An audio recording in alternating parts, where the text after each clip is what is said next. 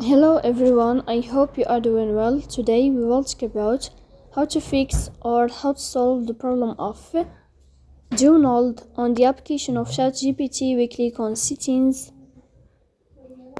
Here we click on apps, default apps, app settings. Here you will search about the application of ChatGPT and you will click.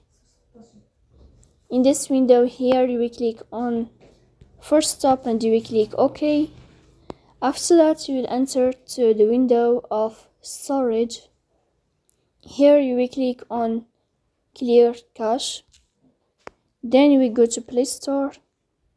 You will search about the application of ChatGPT here as you see and you will click. If you find update here, then you will update your app. So that's all. Don't forget to support us by like and subscribe.